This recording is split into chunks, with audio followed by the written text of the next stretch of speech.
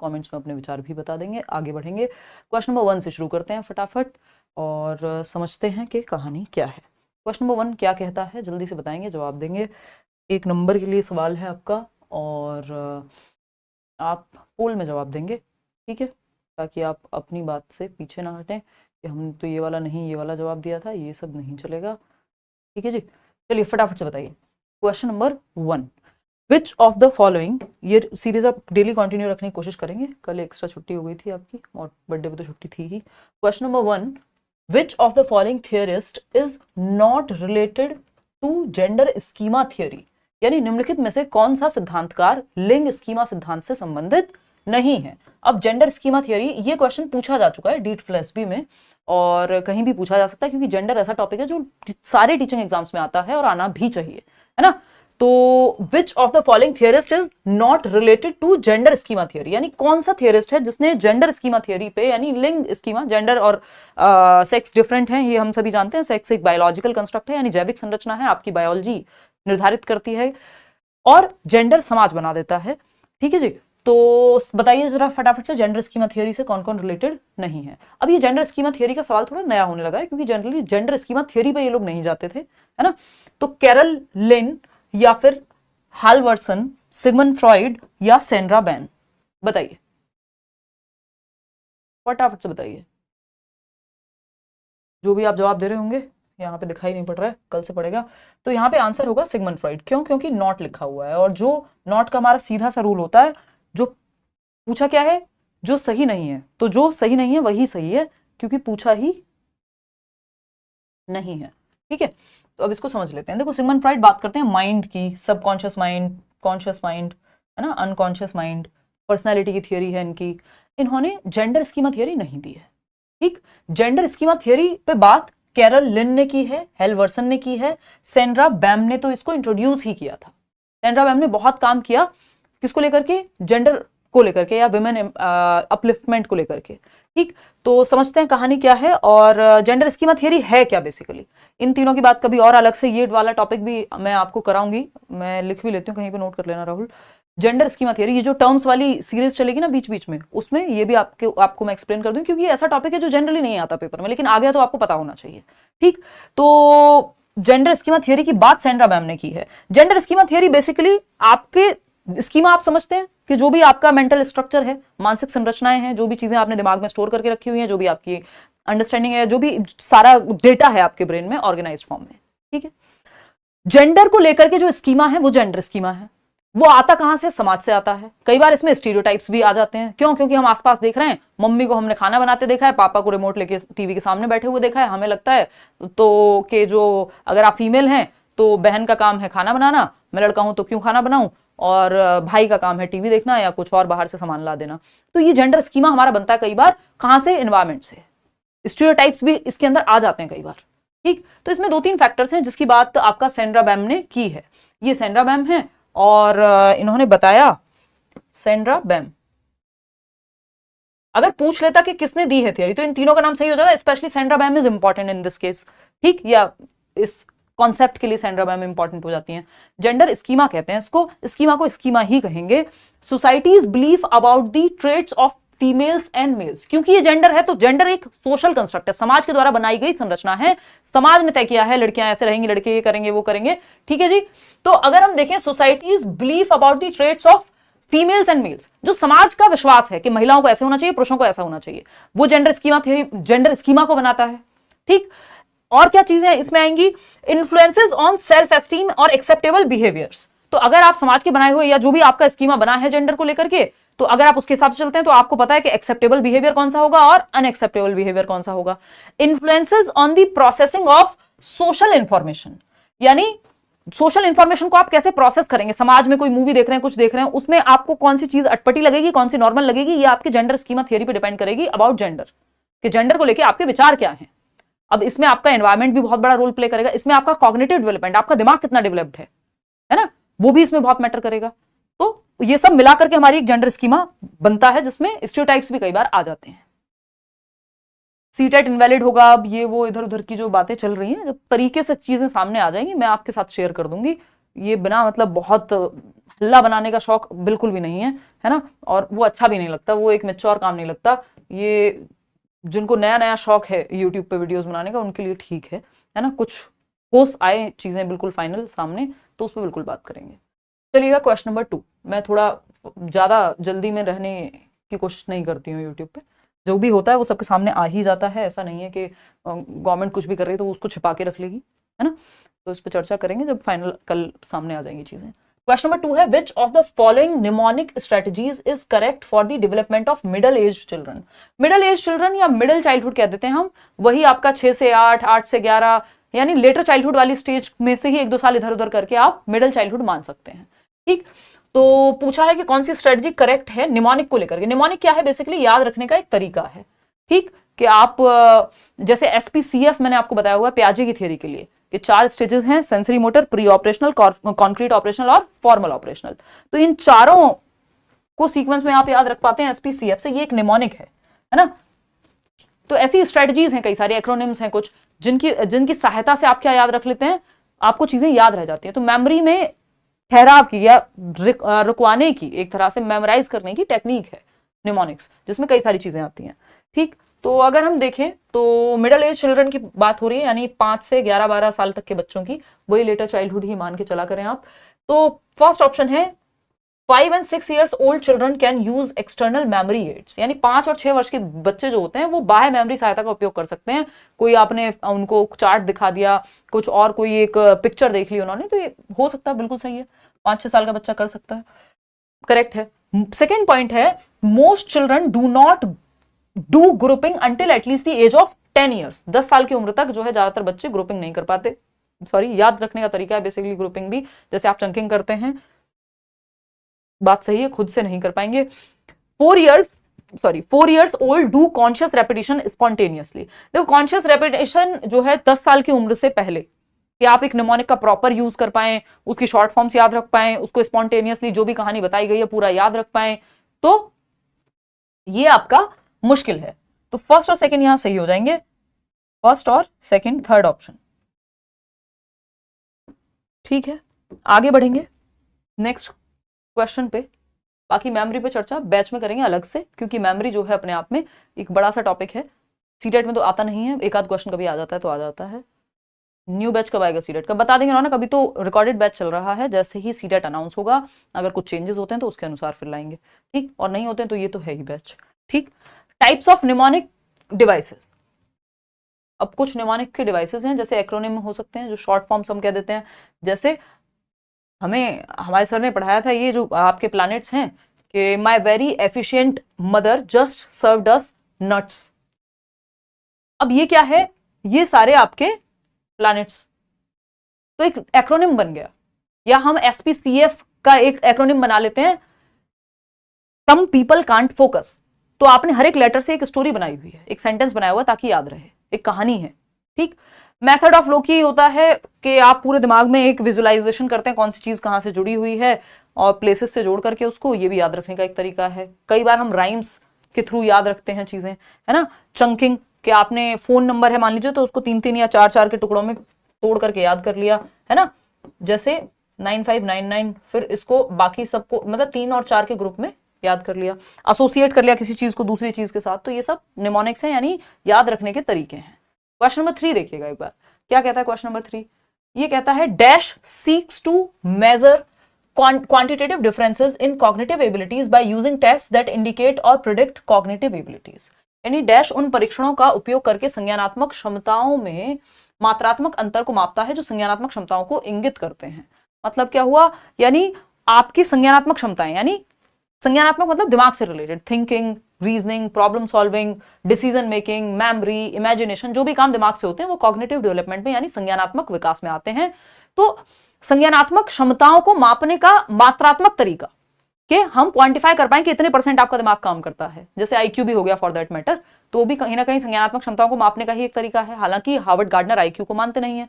ठीक, तो अगर हम देखें यहाँ पे तो कॉग्निटिव एबिलिटीज को यानी संज्ञानात्मक क्षमताओं को क्वांटिटेटिव डिफरेंसेस या फिर उनको मेजर कैसे करेंगे, वो तरीका क्या है यानी मापने का, साइकोमेट्रिक अप्रोच के द्वारा, बिहेवियरिस्ट अप्रोच के द्वारा, पिजेशियन अप्रोच या बेलीज अप्रोच। फटाफट से बताएं।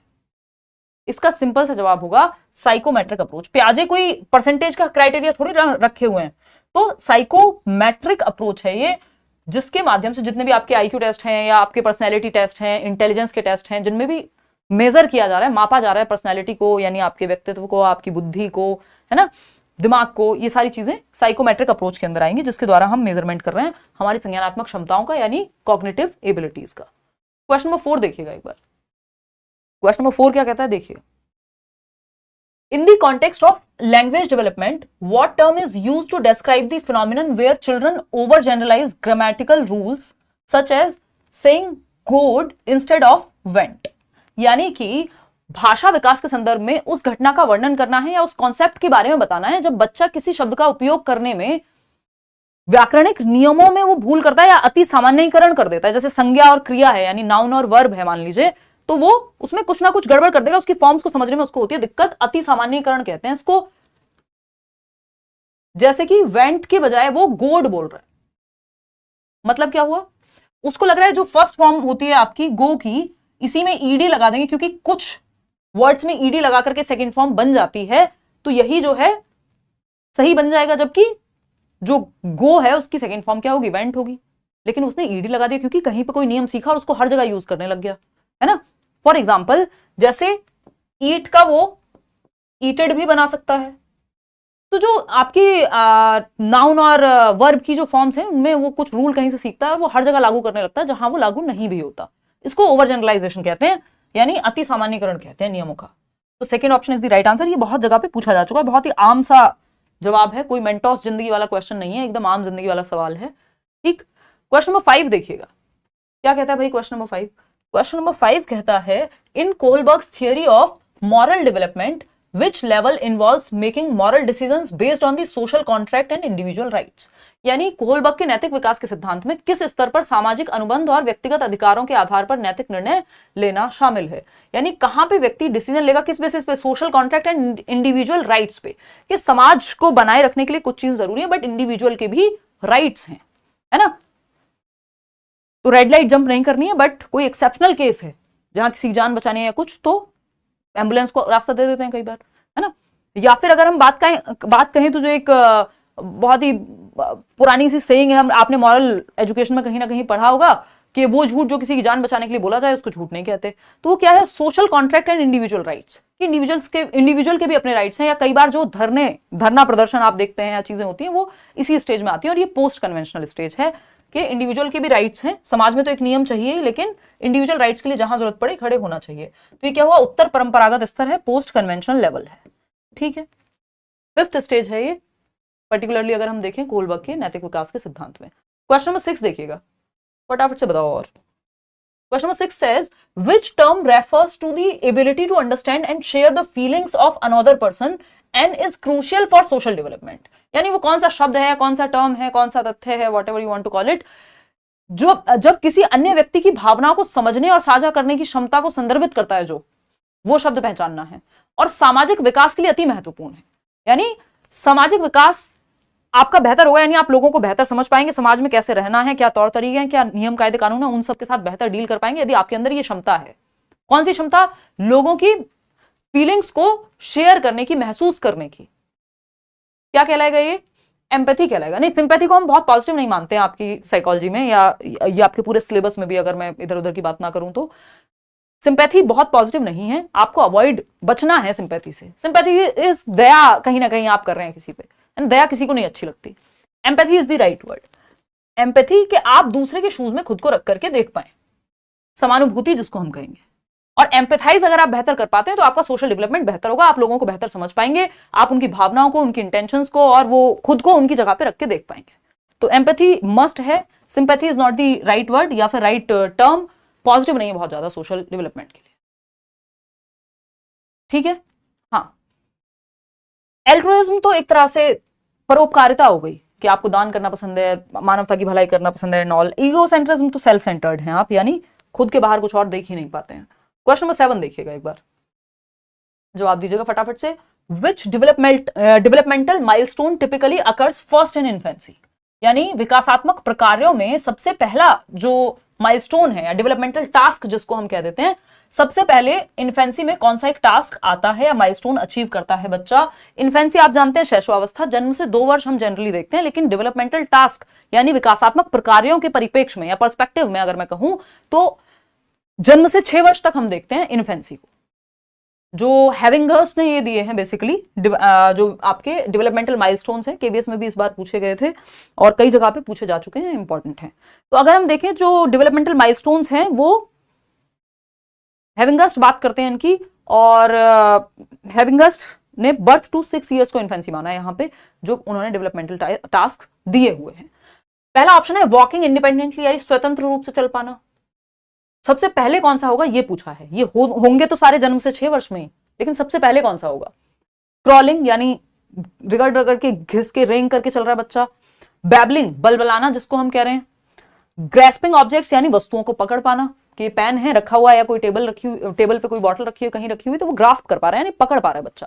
तो सबसे पहले कौन सा माइलस्टोन आएगा? आप में से ज्यादातर लोग सही जवाब दे पा रहे हैं, वो है बैबलिंग। देखो इससे भी पहले एक चीज आती है, वो है आपकी कूइंग, कूकना जिसको हम कहते हैं। लगभग 6 हफ्ते के अराउंड, है ना, वो क प च टाइप की कोई भी टेढ़ी मेढ़ी आवाज बच्चा निकाल रहा है उसको हम कूकना कहते हैं, कूइंग। 6 हफ्ते में।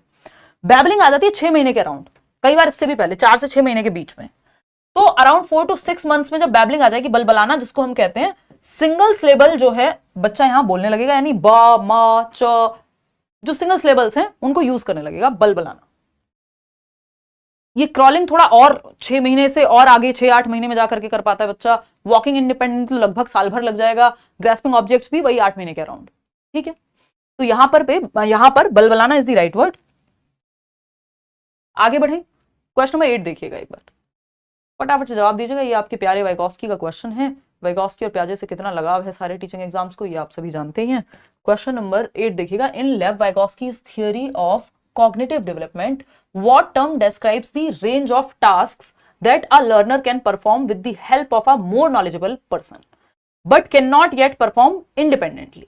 यानी वाइगोस्की की थियरी में अगर हम देखें, the range of tasks that learner can perform with the help of a more knowledgeable other, यानी आपसे ज्यादा जानने वाले योग्य व्यक्ति के साथ आप कर पाएंगे लेकिन खुद से नहीं कर पाएंगे कोई टास्क। तो ये कौन सी जोन में आएगी ये चीज कि इंडिपेंडेंटली बच्चा नहीं कर पा रहा है बट मदद मिलने पे कर लेता है ना। आपने वो देखा होगा, जिम जाते हैं जो लोग, तो वो एक्सरसाइज खुद से अगर वेट नहीं उठा पा रहे हैं बट अगर जो उनका ट्रेनर है थोड़ी सी मदद कर दे तो उठा पा रहे हैं। लेकिन कुछ वेट ऐसे होंगे, हो सकता है आप 10 किलो वेट खुद से उठा लेते हो, 15 किलो या 20 किलो या 25 किलो तक उठा सकते हैं, लेकिन किसी की मदद चाहिए। तो वो मदद जहां पे चाहिए वो दायरा कौन सा है? और 100-150 किलो वजन हो सकता है आप उठा ही ना पाए, तो वो तो आपके उस दायरे के बाहर ही है, क्षमता के ही बाहर हो गया एक तरह से, ठीक।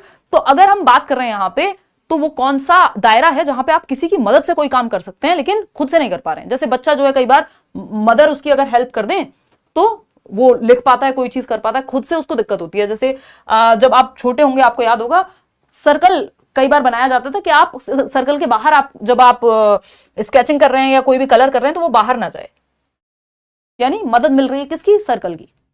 तो ये दायरा कौन सा है? ये दायरा है ZPD का, यानी जोन ऑफ प्रॉक्सिमल डेवलपमेंट का, जिसको हम कहते हैं समीपस्थ विकास का क्षेत्र। यानी संभावना है कि आपका विकास यहां तक हो जाएगा यदि आपको सही मदद मिले, सही गाइडेंस मिले। एग्जाम आप क्लियर कर सकते हैं, बस ये आपके दायरे में है, ZPD में है। एक 5 साल के बच्चे को कहूं ये एग्जाम क्लियर कर लो तो थोड़ा सा नॉनसेंसिकल हो जाएगा, या उसकी ZPD के बाहर है ये चीज, ठीक, मदद से भी नहीं कर पाएगा। लेकिन आप लोगों को अगर मदद मिल जाए इस ZPD में तो बात बन जाएगी। स्कैफोल्डिंग वो चीज है जो इस जोन में, इस दायरे में दी जाएगी। टेम्परेरी हेल्प जिसको हम कह रहे हैं, पेपर तो आप ही देके आएंगे, टीचर हेल्प करेगा सिर्फ, तो वो टेम्परेरी हेल्प है। मचान जिसको हम कहते हैं, पाड़ जिसको हम कह देते हैं। इक्विलिब्रेशन जो है यहाँ का कॉन्सेप्ट ही नहीं है, उसकी बात प्याजे करते हैं। बैलेंस होता है इसका मतलब, एसिमिलेशन भी होता है, दिमाग में कुछ ऐड करना, जिसकी बात प्याजे कर रहे हैं। अगेन वाइगोस्की का उससे कोई लेना देना है नहीं, ठीक। तो समीपस्थ विकास का क्षेत्र जो है is the right answer over here. अब थोड़ा सा अगर अभी भी कंफ्यूजन है तो थोड़ा सा इसको समझ लेते हैं, नहीं तो नेक्स्ट क्वेश्चन पे मूव करेंगे। देखना एक बार, देखो कुछ चीजें जो आप खुद कर लेते हैं, है ना, जैसे ओवरथिंक करना, मजाक कर रही हूं, तो कुछ चीजें जो आप खुद कर लेते हैं, यानी कुछ क्वेश्चंस आपसे खुद से हो जाते हैं। कुछ क्वेश्चंस ऐसे हैं जो किसी की मदद से हो जाएंगे अगर हेल्प मिल जाए तो। कुछ चैप्टर्स में आपके दोस्त की मदद मिल जाए, किसी कोचिंग की मदद मिल जाए, किसी बुक की मदद मिल जाए, तो कुछ कॉन्सेप्ट्स आपको समझ में आ जाएंगे। यही जो किसी की हेल्प से हो जाएंगे, और इस हेल्प को कहते हैं स्कैप फोल्डिंग। ये चीजें जो किसी की हेल्प से हो जाएंगी, ये किस दायरे में आएगी? ये आएगी ZPD में। जोन ऑफ प्रॉक्सिमल डेवलपमेंट है ये, कि जहां ये उसके बीच का संबंध है, जो काम आप खुद से कर सकते हो किसी की मदद से कर सकते हैं, उसके बीच के डिफरेंस को ZPD कहते हैं। ठीक, इसके बाहर भी एक दायरा है, जिस दायरे तक पहुंच नहीं पाएंगे हम, ये हमारे जोन के ही बाहर है। साइंटिस्ट नहीं बन जाएंगे आप किसी की मदद से आज कि 20-25 साल की उम्र होगी, जितनी एजुकेशन लेनी थी ले ली, अब वो चीज तो ZPD के बाहर हो जाएगी। फिर समझ पा रहे हो बात को? चलो खैर आगे बढ़ते हैं। क्वेश्चन नंबर 9 देखना एक बार। क्वेश्चन नंबर 9 क्या कहता है? Question number 9, which stage of Erik Erikson's psychosocial development theory involves the challenge of developing a sense of competence and achievement? Erik Erikson का जो मनोसामाजिक विकास का सिद्धांत है, कैसे मन और समाज मिलकर के बच्चे की पर्सनैलिटी फॉर्म करते हैं।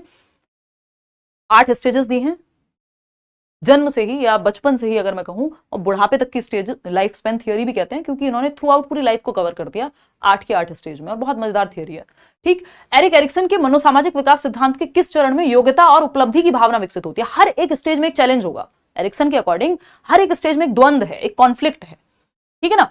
तो अब वो कॉन्फ्लिक्ट जिसका एक पॉजिटिव साइड है, एक कॉइन का, एक सिक्के का, और दूसरा नेगेटिव साइड, अगर आप पॉजिटिवली रिजॉल्व कर लेते हैं उस चैलेंज को, तो आपके अंदर एक अच्छा वर्च्यू डेवलप होगा, और अगर आप नेगेटिव साइड जाते हैं तो दूसरा एक नेगेटिव मतलब नेगेटिव एस्पेक्ट आपके अंदर डेवलप होगा, या वो कॉन्सिक्वेंस है। तो वर्सेस, इसलिए हर एक स्टेज में वर्सेस लिखा हुआ मिलेगा, यानी बनाम लिखा हुआ मिलेगा एरिक्सन की हर एक स्टेज में।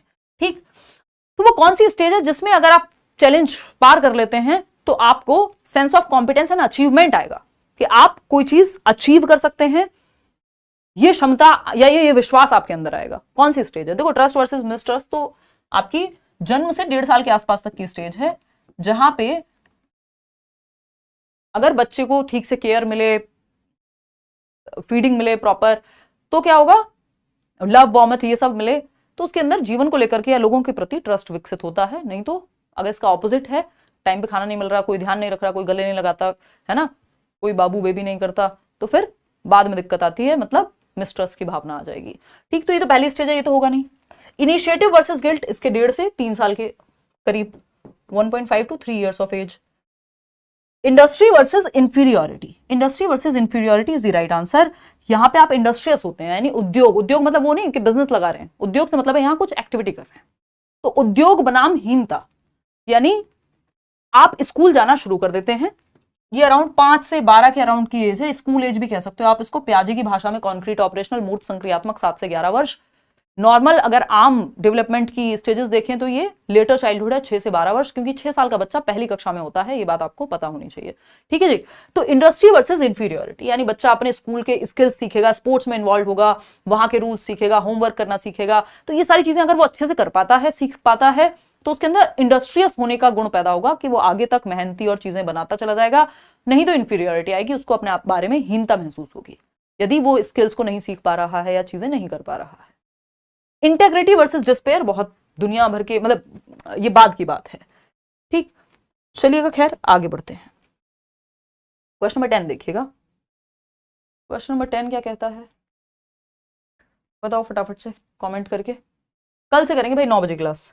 देखो, विच of the following is an example of a constructivist teaching strategy, रचनात्मक या रचनावादी शिक्षण रणनीति का उदाहरण है, कौन सा ऑप्शन, फटाफट से बताओ।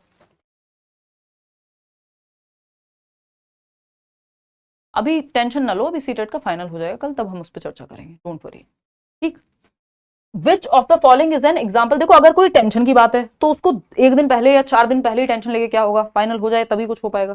ठीक, विच of the following is an example of a constructivist teaching strategy, निम्नलिखित में से कौन रचनावादी शिक्षण रणनीति का उदाहरण है। देखो रचनावाद में सिंपल है, बच्चा एक्टिव चाहिए हमको, बच्चा चाहिए सक्रिय, पैसिव ना बैठा हो, बस निष्क्रिय ना बैठा हो। Memorising facts through rote learning, रटंत विद्या चलंत नहीं, तो जहां पे भी रटने की बात हो रही है, मेमोराइजेशन की बात हो रही है, यानी बच्चा एक्टिव नहीं है, बच्चा पैसिव है, और बच्चा हमको एक्टिव रखना है हर हालत में, तभी वो अच्छा सीख पाएगा। मॉडर्न डे में जितनी भी पॉलिसीज हैं वो यही कह रही हैं, और रचनावाद तो कहता है, ये बना ही है कंस्ट्रक्टिविज्म, यानी नॉलेज का कंस्ट्रक्शन करने से, कि बच्चा एक्टिव बिल्डर ऑफ नॉलेज है, ऐसा प्याजे कह रहे हैं, ठीक है, सक्रिय निर्माता है ज्ञान का। आगे बढ़ते हैं। Participating in hands on experiments and exploring concepts through discovery, यानी व्यावहारिक प्रयोगों में भाग लेना और खोज के माध्यम से अवधारणाओं की खोज करना। मतलब पार्टिसिपेट कर रहा है बच्चा हैंड्स ऑन एक्सपेरिमेंट्स में, कोई एक्टिविटी हो रही है क्लास में, एक्सप्लोर कर रहा है कॉन्सेप्ट्स को डिस्कवरी के माध्यम से, कुछ खोज के माध्यम से, यानी बच्चा तो एक्टिव है। यहाँ जहां बच्चा एक्टिव है वो ऑप्शन बेस्ट है, सिंपल, सरल, सुंदर, सस्ता, टिकाऊ जुगाड़ है सही जवाब को पहचानने का। ठीक, बच्चा एक्टिव चाहिए हमको, बात खत्म। Listening to lectures and taking notes. अब लेक्चर मेथड ही अपने आप में थोड़ा पैसिव हो जाता है। बच्चा सबसे ज्यादा जहां बच्चे की सेंसेस इन्वॉल्व हैं, वो एक्टिव है, वो ऑप्शन सही है। Completing multiple choice test. अब एमसीक्यू में कोई हैंड्स ऑन एक्टिविटी तो कुछ हो नहीं रही है, बैठ के पैसिवली सही और गलत लगा रहे हैं, अक्कड़ बक्कड़ बम्बे वो करके, तो second option is the right answer. आगे बढ़ेंगे, क्वेश्चन नंबर जो भी है, क्वेश्चन नंबर है 11। What does scaffolding refer to in the educational context. यानी स्कैफोल्डिंग का मतलब क्या है एजुकेशनल कॉन्टेक्स्ट में, शिक्षा के क्षेत्र में या शैक्षिक संदर्भ में मचान या पाड़ का क्या मतलब है, सिंपल बताइए स्कैफोल्डिंग का। पहला ऑप्शन है providing support to students as they learn new concepts and gradually removing it as they become more proficient. यानी सपोर्ट देना बच्चों को जैसे जैसे वो नए कॉन्सेप्ट्स को सीखते हैं, और gradually removing it as they become more proficient. जैसे सहायता प्रदान कर रहे हैं आप नई अवधारणाओं को समझने में बच्चे को, लेकिन जैसे जैसे वो खुद से करना सीख ले रहे हैं, जैसे आप साइकिल चलाना सीखते हैं, तब तक कोई साइकिल पीछे से पकड़ता था जब आप छोटे होंगे, आजकल तो साइकिल ही अलग तरह की आ गई है, तो जब तक आप खुद से नहीं चला पा रहे हैं, जैसे आप खुद से चलाने लगते थे, पीछे से जो व्यक्ति ने पकड़ा हुआ था वो छोड़ देता है, तो वो स्कैफोल्डिंग है। यानी आपको उस स्टेप पे मदद दी जाएगी जहां आप अटक रहे हैं। फर्स्ट ऑप्शन सही लग रहा है, फिर भी बाकी ऑप्शंस देखेंगे। Giving students frequent quizzes to assess their knowledge. नहीं, ऐसा नहीं है कि खुद की नॉलेज का ही आकलन करने के लिए क्विज देते रहो। क्रिएटिंग, यहां पे जहां अटकेगा बच्चा वहां मदद देनी है, सिंपल बात। Creating a rigid curriculum that all students must follow. देखो रिजिड करिकुलम, रिजिड तो कहीं भी नहीं होना है आपको पूरे एजुकेशनल सिस्टम में, आज की डेट में ये बात चलती ही नहीं है। कठोर पाठ्यक्रम या पाठ्यचर्या कहेंगे इसको, पाठ्यक्रम इसका हिस्सा है पाठ्यचर्या का, तो एक कठोर पाठ्यचर्या बनाना जिसका सभी छात्रों को पालन करना हो, बिल्कुल भी नहीं, फ्लेक्सिबल होना चाहिए, टाइम टेबल भी, आपका सिलेबस, करिकुलम, व्हाटएवर, सारी activities. Allowing students to learn exclusively through self study.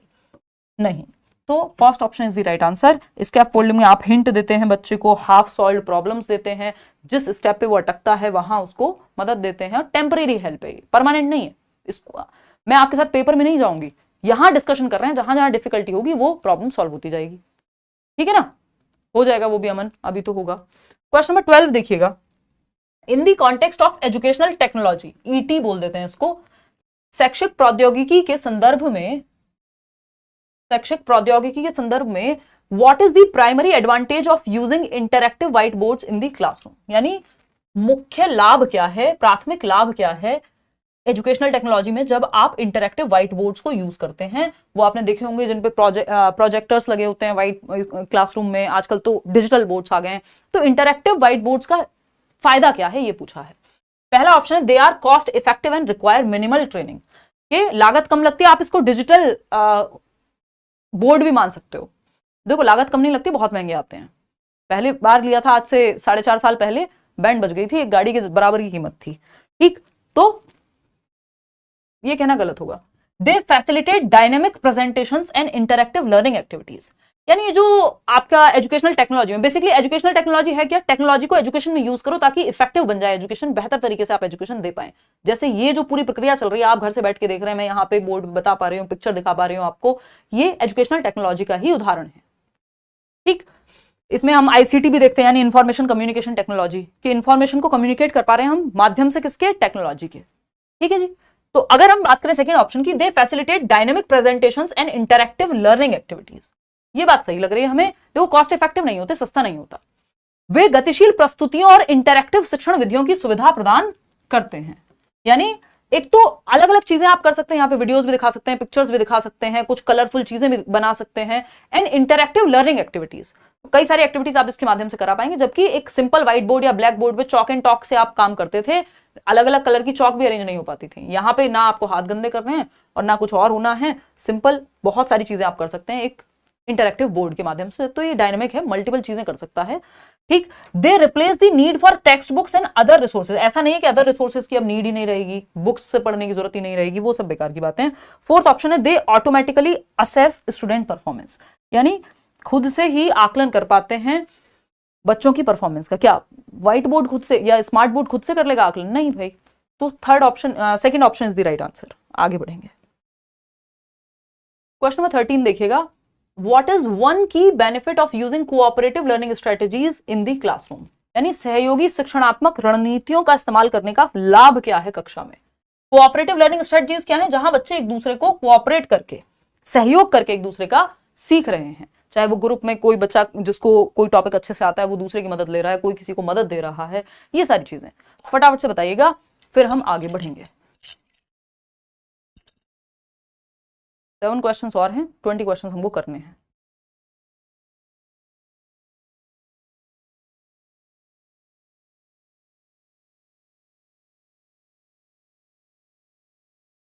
चलिए समझते हैं कहानी, देखते हैं। थर्ड ऑप्शन कह रहे हैं आप लोग, it ensures individual student performance, it ensures that individual students performance is maximised, यानी इंडिविजुअल स्टूडेंट्स की जो अचीवमेंट है उस पर फोकस है। नहीं, कोऑपरेटिव में तो हम सहयोगात्मक की बात कर रहे हैं, इंडिविजुअल की थोड़ी बात कर रहे हैं, ग्रुप की बात कर रहे हैं। It allows students to work independently without teacher supervision, नहीं भाई यहाँ तो टीचर भी, बाकी बच्चे भी सब कोऑपरेट करेंगे, टीचर होगा ही नहीं, ये किसने कह दिया। थर्ड ऑप्शन है, it enhances students social and communication skills through group work, यानी यहाँ पे बच्चे के सामाजिक कौशल और जो उसके संप्रेषणात्मक कौशल है, यानी बातचीत के जो स्किल्स हैं, उसकी संप्रेषण के जो कौशल हैं और समाज में रहने के तौर तरीके वो सीख पाएगा, ग्रुप में कैसे रहते हैं, है ना, पेशेंस डेवलप कर पाएगा, अपनी बात को बेहतर कहना सीख पाएगा, दूसरे के आइडियाज को और उसके विचारों को सुनना सीख पाएगा, ये सब काम यहाँ होंगे। It eliminates the need for assessment and grading, ऐसा नहीं है, असेसमेंट फिर भी नीडेड है ना, वो अलग पैमानों पे होता है। तो ग्रुप में सीख करके ये होगा कि बच्चे